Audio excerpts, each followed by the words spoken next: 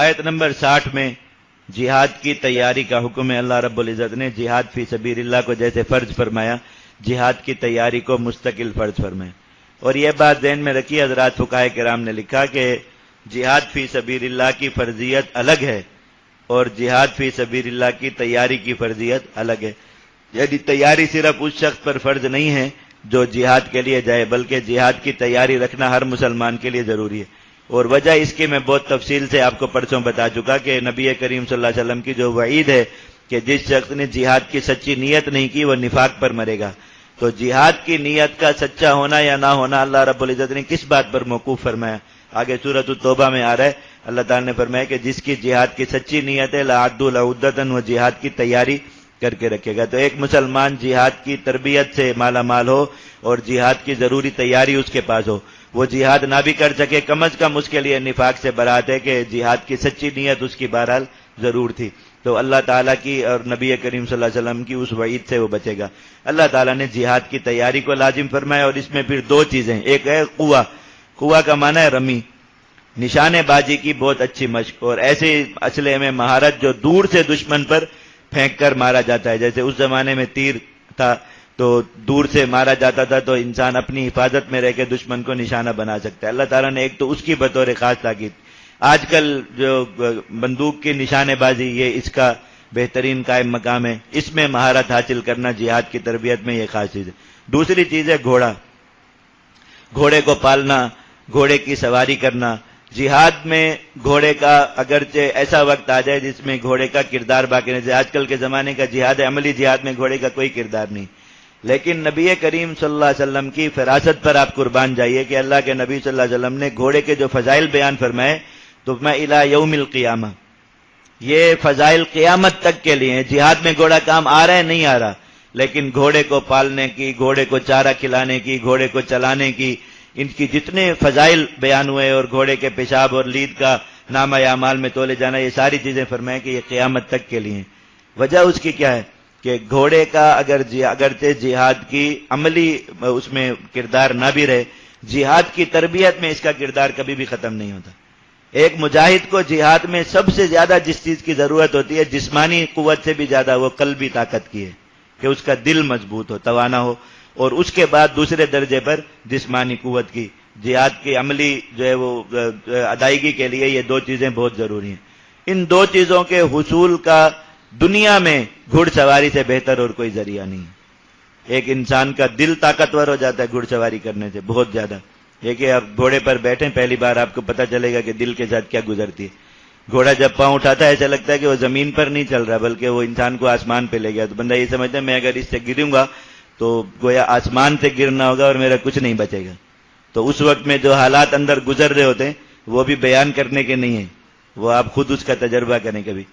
تو جب انسان گھوڑے پر سواری کرتا ہے، گھوڑے کو بھگاتا ہے، موڑتا ہے، اپنی مرضی سے اس کو چلاتا ہے، تو اس کا دل بہت طاقتور ہو جاتا ہے۔ پھر اس خوف کی جو کیفیت ہے، ایک ایک چیز سے ڈرنا، یہ ختم ہو جاتا ہے انسان۔ اور دوسری چیز ہے کہ سر سے لے کر پاؤں تک انسان کا جسم جو ہے وہ مضبوط ہوتا ہے گھڑ سواری کرنے سے۔ تو اللہ تعالیٰ نے ان دو چیزوں کی اس آیت میں بطور خاص تاکید فرمائی کہ جہاد کی تیاری ہمیشہ رکھو اور ہر طرح کی رکھو، اور دو چیزوں کی خاص طور پر اعدوا لهم ما استطعتم من قوة، رمی کا سامان بہترین سے بہترین جس کی تمہیں استطاعت ہو وہ رکھو، قدیم و جدید ہر قسم کا، ومن رباط الخیل، اور گھوڑے باندھو۔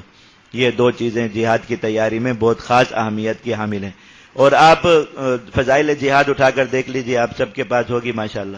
جہاں یہ باب ہیں جہاد کے فضائل کا،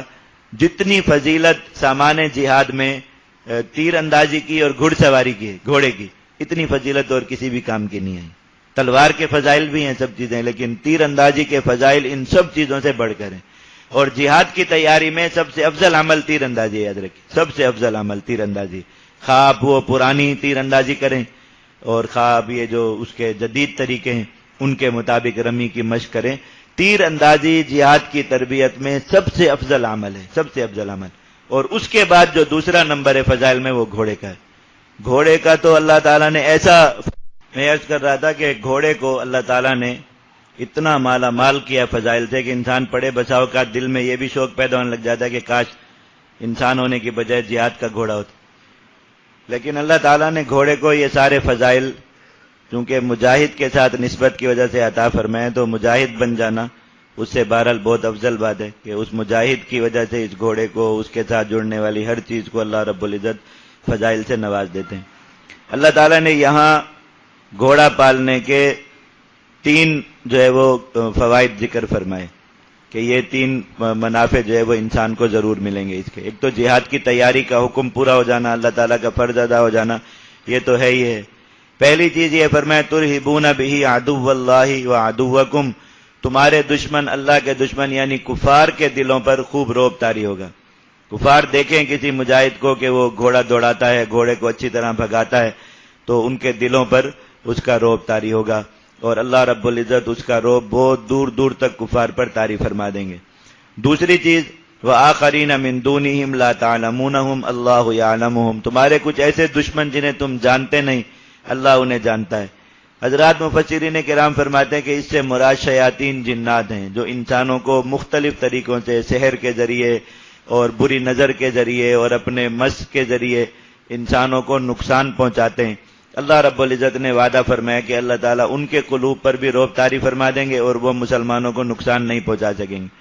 تو بجائے اس کے کہ مسلمان اپنے ان چیزوں جادو کے توڑ کے لیے اور جنات سے بچنے کے لیے عاملوں پہ لاکھوں روپے خرچ کرے، اللہ تعالیٰ کے بتائے ہوئے نسخے پر عمل کریں کہ گھوڑا پال لیں جہاد کی نیت سے، تو اللہ تعالیٰ کا وعدہ ہے کہ وہ ان ساری چیزوں سے حفاظت فرمائیں گے اور ان سب شیاطین پر اور ان بری چیزوں پر اللہ رب العزت اس کا رعب طاری فرما دیں گے۔ اور تیسرا جو فرمایا کہ آگے وَمَا تُنْفِقُوا مِنْ شَيْءٍ فِي سَبِيلِ اللَّهِ يُوَفَّ إِلَيْكُمْ،